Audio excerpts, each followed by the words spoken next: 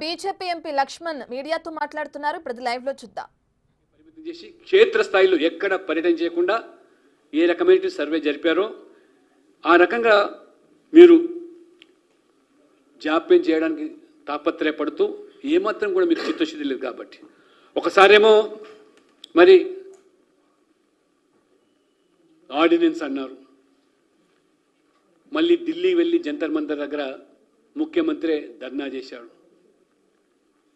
చివరికి ఈరోజు ఈ న్యాయపరమైన చిక్కులు అవరోధాలు అధిగమించడానికి ఏమి చర్యలు తీసుకున్నారో అది ఎక్కడ కూడా స్పష్టత ఇవ్వలేదు.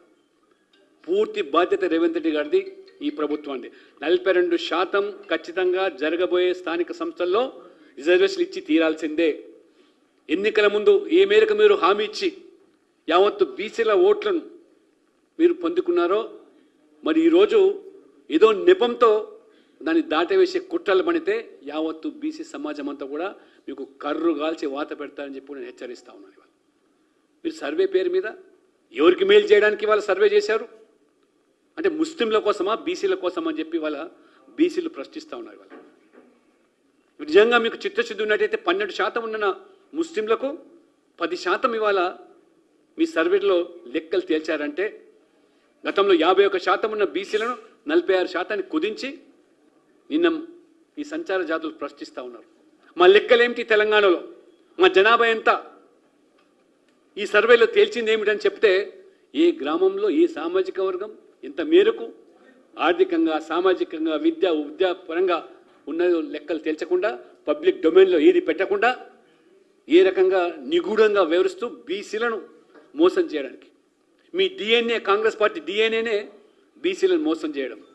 నెహ్రూ నుంచి మొదలుకుంటే రాహుల్ గాంధీ వరకు ఏ రకంగా అడుగడుగునా కాకా కలేకర్ కమిషన్ నుంచి మండల్ కమిషన్ వరకు మోసం చేస్తూ వచ్చారో చివరికి సంచార జాతుల కోసం కూడా 16 కమిటీలు వేసి సిఫార్సులు చేస్తే ఒక్కటి కూడా అమలు చేయనటువంటి మీ పార్టీ మీ ప్రభుత్వం ఇవాళ తెలంగాణలో మొత్తం ఈరోజు బీసీ సమాజం అంతా కూడా మరి సంఘటితమైనది, ఇవాళ చైతన్యవంతమైనది. కాబట్టే వాళ్ళను ఇవాళ ఓటు బ్యాంకుగా మార్చుకునే ప్రయత్నం ఏం చేస్తున్నారో మీరు చేసేది ముస్లింలకు మేలు తప్పితే బీసీలకు కాదని కూడా తేలిపోయింది. కాబట్టి ఇప్పటికైనా రేవంత్ రెడ్డి గారు పూర్తి బాధ్యత తీసుకోవాలి. ఇవాళ కేవలం బిల్లు పెట్టడమే కాదు, జీవో తీసుకురావడమే కాదు, అమలుకు పూర్తిగా ఆనాడు మీరు ఏమన్నారు, మీరు ఖచ్చితంగా 42% రిజర్వేషన్ ఇస్తామని చెప్పారు. మధ్యలో ఇదే రేవంత్ రెడ్డి గారు రాహుల్ గాంధీ ప్రధానమంత్రి అయితే మేము చేస్తామంటారు, జంతర్ మంతర్లో ధర్నా చేస్తామంటారు.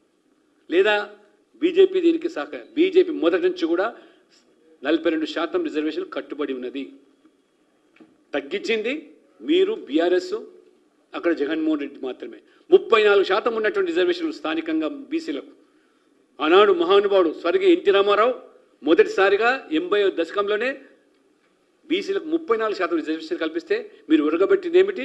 బీఆర్ఎస్ కానీ మరి ఆనాడు కాంగ్రెస్ కానీ 23%కి 18% కుదిస్తే నోరు విప్పని మీరు ఇవాళ ఓట్ల కోసం అడిగినటువంటి ఈ కుప్పిగింతలు చెల్లవని బీసీలందరూ కూడా ఇవాళ చైతన్యమైన అప్రమత్తంగా ఉన్నారు. కాబట్టి ఇవాళ మొత్తం బీసీ సమాజం నరేంద్ర మోడీ గారి పట్ల నమ్మకంతో విశ్వాసంతో దేశవ్యాప్తంగా కూడా ఇవాళ 20 రాష్ట్రాల్లో అధికారులకు వచ్చామంటే సబ్కా సాత్ సబ్కా వికాస్ సబ్కా విశ్వాస్ సబ్కా ప్రయాస్, అన్ని వర్గాల ప్రజలు irrespective of caste, creed, reason, religion, language మేమంతా మోదీ బీజేపీ న్యాయం జరుగుతుందని చెప్పి విశ్వసిస్తున్నారు. కాబట్టి ఈరోజు మరి కృష్ణమోహన్ గారి చేరిక కూడా అది బలాన్ని చేకూరుస్తుందని చెప్పి కూడా ఈ సందర్భంగా తెలియజేస్తాను.